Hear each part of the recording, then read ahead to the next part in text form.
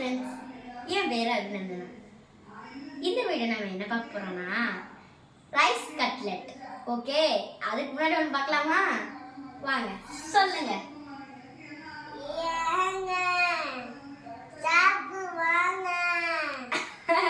Okay வாங்க, இப்போ அந்த ரைஸ் கட்லெட்க்கு தேவையான பொருட்கள் பார்க்கலாம். வாங்க. ஃபர்ஸ்ட்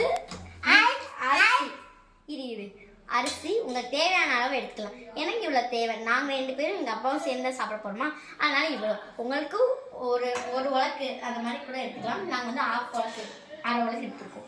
நெக்ஸ்ட் வந்து கடாய், உங்களுக்கு என்ன கடாய் வச்சுக்கலாம். அப்போ தான் வந்து கரெக்டாக வறுக்க முடியும். ஓகேங்களா? நெக்ஸ்ட் வந்து இந்த மாதிரி சின்ன டம்ளர் வளர்க்கு தண்ணி. ஏன்னா ஃபர்ஸ்ட் வந்து நம்ம சட்டி காயிறதுக்கு தண்ணி ஊற்றுவோம். நெக்ஸ்ட்டு சீனி போட போகிறோம், தண்ணி ஊற்றுவோம். நெக்ஸ்ட் வந்து ஜீனி கொஞ்சமாக எடுத்துக்கோங்க. நான் வந்து 1 டீஸ்பூன் எடுத்துக்கிறேன். உங்களுக்கு வந்து எவ்வளோ வேணுமோ ஒரு 2 டீஸ்பூன். நீங்கள் எவ்வளோ அரிசி போடுறீங்களோ அந்தளவுக்கு தண்ணி, சுகர் ஆட் பண்ணிக்கணும். சரி வாங்க பார்க்கலாம்.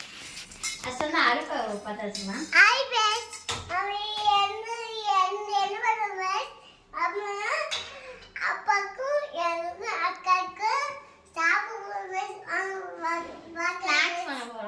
ஓகே, ஃபர்ஸ்ட் வந்து சட்டி வந்து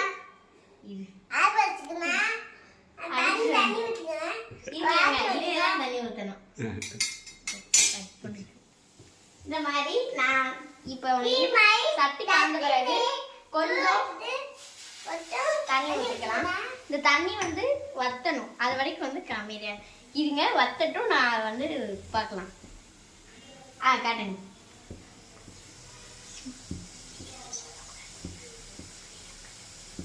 இந்த மாதிரி சீக்கிரமாக வத்தாது. அது வந்து ரொம்ப ஹீட் ஆனதுனால இந்த மாதிரி வந்து ஏதாச்சும் ஒரு ஸ்பூனை வச்சு, இந்த ஸ்பூனை வச்சு தான் நம்ம லாஸ்ட் வரைக்கும் இந்த டிஷ் பண்ண போகிறோமா, அப்போ வந்து அதே ஸ்பூனை வந்து இந்த மாதிரி பண்ணுவோம். மேலே வந்து நல்லா அப்படி இருக்குமா, அப்போ வந்து இது தள்ளணும், கரெக்டாக வந்துடும். இப்போ வந்து இது நல்லா கொதிக்கட்டும். நம்ம அதுக்குள்ளேயே ஒரு இது பார்த்தலாம்.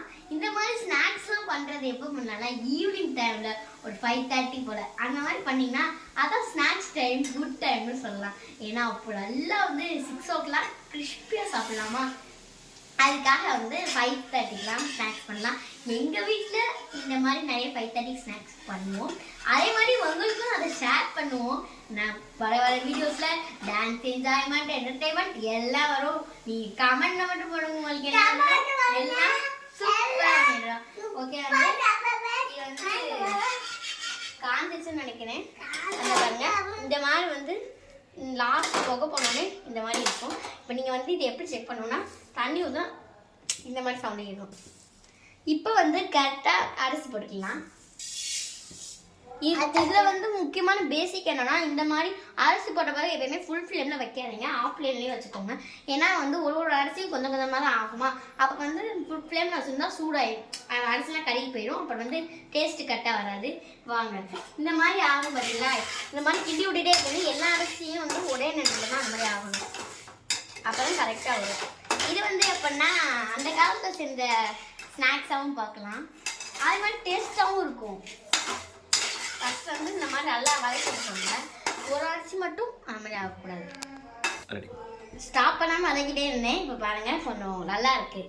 சரி பாருங்க, இந்த மாதிரி வருது பார்த்தீங்களா, ஒயிட் கலரில். இப்போ வந்து இந்த அரிசியை மட்டும் ஜூம் பண்ணி பாருங்களேன். இப்போ அந்த அரிசி இந்த வெள்ளை கலரில் எப்படி சொல்கிறது, இந்த அரிசி தான் வெள்ளை கலர்னு மாறுது. அது டக்குன்னு வெடிச்சிட்டு பாருங்களேன், இந்த மாறிடுச்சா. இந்த மாதிரி கிளறி விட்டே இருந்தோம்னா எல்லாமே மாறணும், அதான் கரெக்டான கன்சிஸ்டன்சி. அது மாதிரி இது வந்து நல்லா பொடி அரிசியாக மாறிடுச்சு பார்த்தீங்களா, இப்படி. ஓகே, நல்லா வதக்கி விட்டுருங்க. இந்த மாதிரி தான் கருவக்கூடாதுன்னு சொன்னேன். அதனால் வந்து ஃபுல் ஃப்ளேமில் எப்பவுமே வைக்காதீங்க,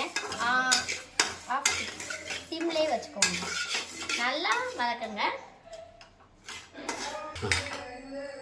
பாருங்க ஃப்ரெண்ட்ஸ், எல்லாமே வந்து நல்லா பொடி அரிசி ஆயிடுச்சு, ஒன்று கூட அரிசியாக இல்லை.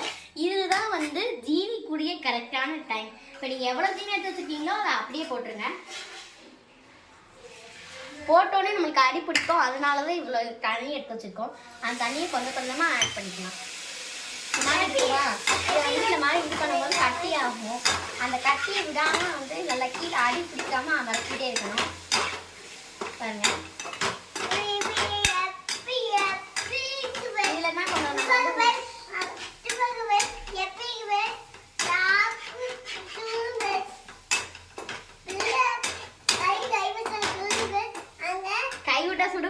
கரெக்ட் நோட் பண்ணிக்கோங்க.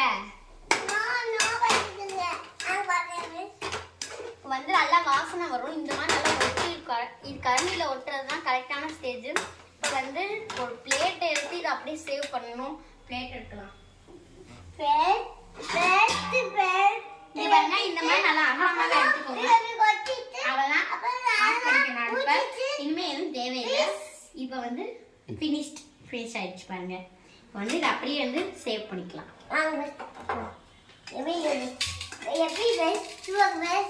பாருங்க, நீங்க எந்த இதில் வைக்கிறீங்களோ அப்படிதான் வந்து நம்ம கட்லெட் ஆகும். கொஞ்ச நேரம்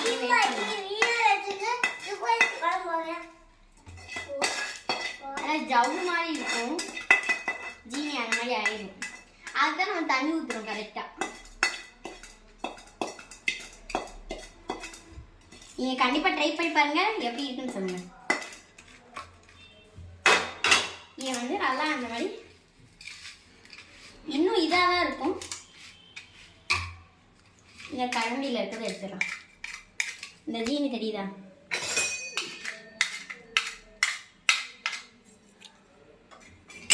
இப்போ வந்து தேய்ச்சி எடுத்துக்கலாம்.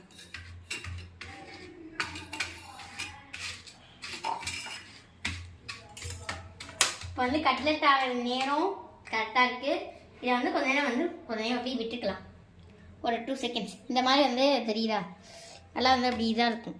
இதை எடுக்க முடியாது. இதான் இது இவ்வளோதான் சுடும். அதனால் வந்து கையில் வச்சிடாதீங்க. இந்த மாதிரி ஸ்டேஷன் மட்டும் கையில் வச்சிடாதீங்க. கேண்டில் இருக்கிறதெல்லாம் வரைச்சி போட்டுக்கலாம். நம்ம பண்ண எல்லா டஃப்பரையும் முடிச்சாச்சு. இப்போ கரெக்டாக கன்சிஸ்டன்சிக்கு வந்துச்சு போல். இப்போ வாங்க பார்க்கலாம். இப்போ இதான் ஷாக்கிங். பார்த்தீங்களா? கட்லெட் மாதிரி இருந்துச்சு பார்த்தீங்களா? இந்த பாருங்க. இப்போ பாருங்க, நீங்கள் நம்பளாட்டு பரவாயில்ல வந்து உடந்துருச்சு பார்த்தீங்களா? நல்லா கட்லெட் எப்படி வந்திருக்குன்னு பாருங்க. இப்போ சாப்பிட்டு எப்படி இருக்கு ஃபர்ஸ்ட் வந்து குடிச்சு எடுத்துக்கலாம். குடிச்சு சாப்பிடுங்க. சூப்பராக இருக்கும். இப்போ நான் சாப்பிடலாம். சூப்பராக இருக்கு. கண்டிப்பாக ட்ரை பண்ணி பார்த்து எப்படி இருக்குன்னு கமெண்ட்ல சொல்லுங்க. இது மாதிரி நிறைய வீடியோஸ் பார்க்க அபியும் சேனலை சப்ஸ்கிரைப் பண்ணுங்க, லைக் பண்ணுங்க, ஷேர் பண்ணுங்க, மறக்காம பெல் ஐக்கன் கிளிக் பண்ணுங்க. Bye bye. Help you all. Help you all.